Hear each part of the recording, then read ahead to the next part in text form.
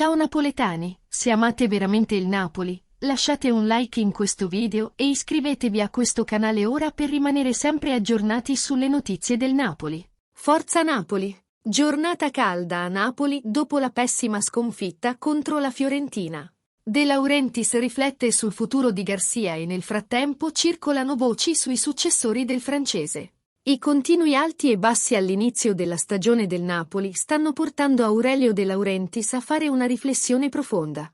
La posizione di Rudy Garcia è in pericolo solo 4 mesi dopo la sua nomina come allenatore del Napoli. Già ci sono diversi nomi legati al Napoli per la successione di Garcia, e i primi contatti sono già avvenuti. L'inizio poco positivo della stagione del Napoli sta spingendo il presidente del Napoli a considerare una soluzione drastica. I cattivi risultati ottenuti finora da Rudy Garcia hanno creato malcontento nella dirigenza, che sta già valutando la possibilità di licenziare l'allenatore francese. In questo momento, De Laurentiis ha dedicato alcune ore per riflettere dopo l'incontro avvenuto con Garcia questa mattina.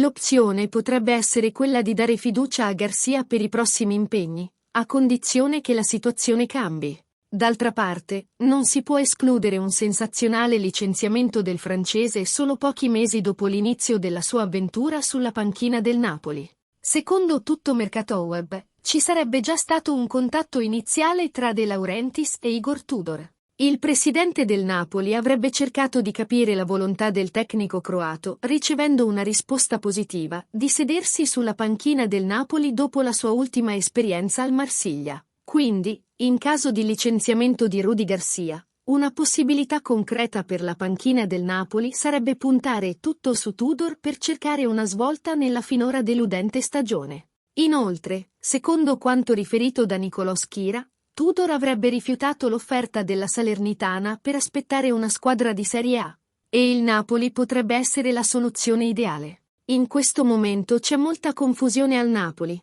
con la dirigenza chiamata a fare una scelta importante per il futuro della stagione. La continuità con Garcia potrebbe comportare ulteriori rischi e, di conseguenza, una maggior distanza dalle zone alte della classifica.